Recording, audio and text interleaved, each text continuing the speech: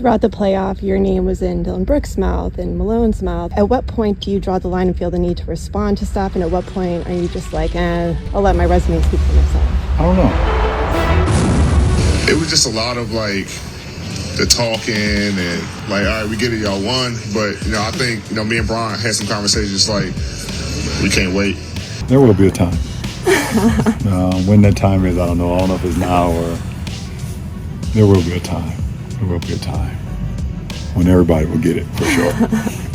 Well, after last night's game, that time will have to come in the future, as Denver controlled the game from start to finish, letting everyone know who might have forgotten about them that they're still the reigning champions with a game that's hard to beat.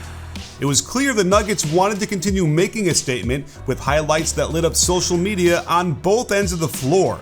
And while it's easy for Nuggets fans to gloat a little, LeBron is certainly a guy who knows this is a long season where plenty of things can radically change by the time the playoffs roll around again.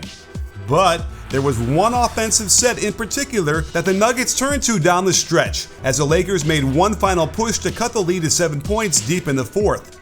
It started with a pin down for KCP by Jokic near the left block. This caused some separation between AD and Jokic so he can cut to the left elbow for a clean catch. KCP and Murray now run split action above the right elbow, and watch how both defenders go to the cutter, leaving Jamal Murray open for the easy pass and an open three. The next time down, watch how the two screeners invert their roles. Instead of Murray setting the screen, KCP sets it as a flare. D'Lo and Prince switch, but Prince is a step behind and then has to navigate around the giant Jokic on the handoff. AD drops a step too far, and Caldwell Pope rises up for an open 20-footer that he buries. The Lakers did read this one well in the third on one of my favorite offensive actions.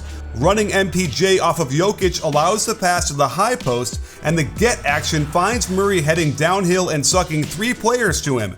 Porter Jr. snaps back after his initial cutaway off the Jokic pin down, but Austin Reeves was all over this, sneaking underneath and getting a pick six that cut the lead to 7 early in the third quarter. They don't even need to run their high post offense through Jokic. Watch how he exists almost like a guard as he runs flex action while Brown makes the easy pass from the elbow. AD should never get caught getting screened so easily as Jokic calmly hits a wide open 17-footer. There really is no excuse since they got burned multiple times by this play in the conference finals last year. AD again doesn't recognize the play despite Jokic being on the weak side low block. He doesn't get through the screen aggressively enough, and Jokic nails the easy 17-footer here. In last night's game, they again turned to that flex action where Jokic screens for MPJ before getting the Murray pin down. They don't want to switch this, I get it, but AD can't just run right into the screen and end up 3 steps late on the catch. Reeves gets way too far out of position on this help, and his man gets right to the hoop on the cut for the nice lefty finish off the glass. You may not remember, but as soon as Jokic shaved his beard, he became one of the all-time greats. And if you want the same kind of results, you have to get Manscaped's brand new compact face shaver called the Handyman. The most important feature is the dual blade that gets you a quick, close shave. It can handle up to 3 days of growth, it's waterproof for quick and easy cleanup, the battery is rechargeable, and gives you up to 60 minutes of runtime on a single charge. It also features skin-safe technology designed to help reduce nicks and cuts. Best of all, I can save you 20% off this beauty by visiting manscaped.com and using my code BBALL. It'll keep you clean shaven so you can ruthlessly run the same set over and over again, torturing the Lakers into submission by scoring 4 straight times with their high post split. If it ain't broke, don't fix it, as Murray again feeds to the high post. This time, Prince switches into a hug of KCP with Reeves in good position on Murray, so it flows into a dive cut and handoff. Gordon wanted to set a pin down for KCP to the left corner, but Caldwell Pope decides to go weak side. LeBron foolishly steps up to the ball despite AD being in position, leaving an easy bounce pass open for the dunk. One more time, the Nuggets set the same play up, only this time, Murray keeps his dribble, triggering Jokic to step up and set the ball screen. Jokic rolling is one of the more frightening things a defense has to deal with. Reeves is correct in rotating over from the weak side, but he shouldn't be trying to take a charge. He should be trying to deflect the pass. All while Russell was supposed to be closing out 2 seconds earlier to the corner, as this 3-ball ices the game. If the Lakers hadn't struggled so mightily in the playoffs a few months ago against this high post offense and the league's best offensive player, then we could chalk it up to them not wanting to show their hand too early in the season. But we haven't seen any type of adjustments defensively, mainly to force Jokic into a more difficult catch farther away from the basket.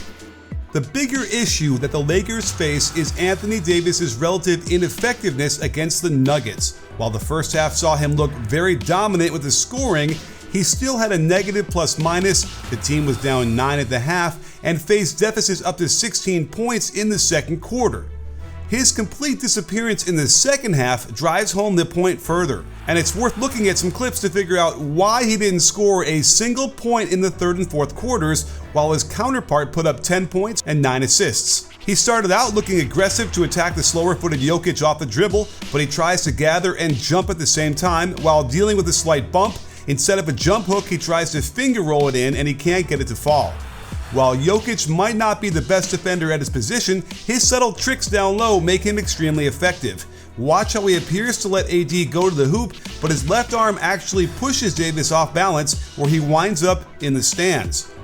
He caught Jokic completely asleep in the paint, but just barely misses this wide open 22-footer. And they get the ball back anyway, and now we get a good chance to see him at his favorite spot, the left block. But with Rui one pass away, the Nuggets will double off the below-average shooter to get it out of AD's hands. The refs were letting them play all night long, so both teams had legitimate gripes about no calls. But by this point, it's time to adjust.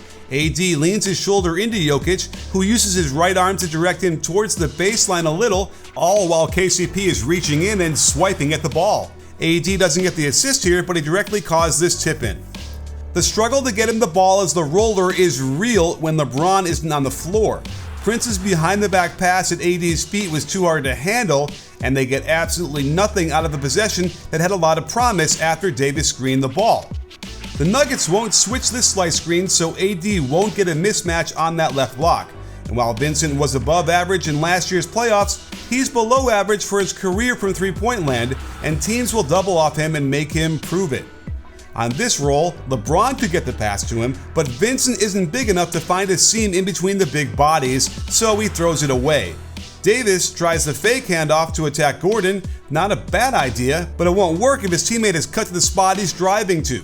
This type of drifting floater towards the baseline is very difficult without the defender contesting, almost impossible with the defense Gordon played.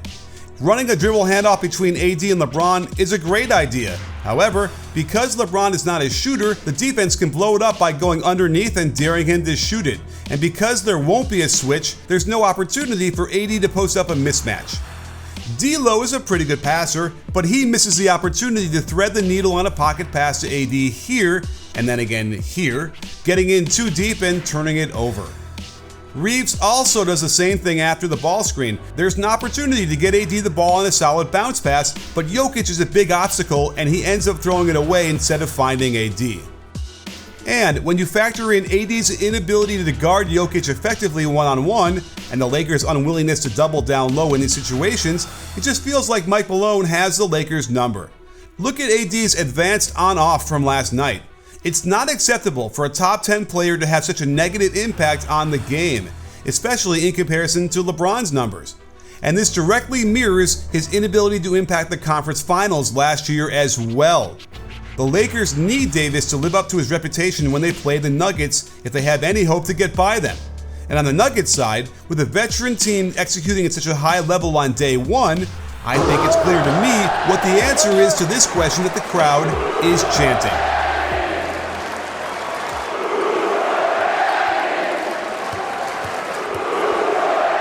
This is you. This is your fault. We gotta go there and go, and this is what you started.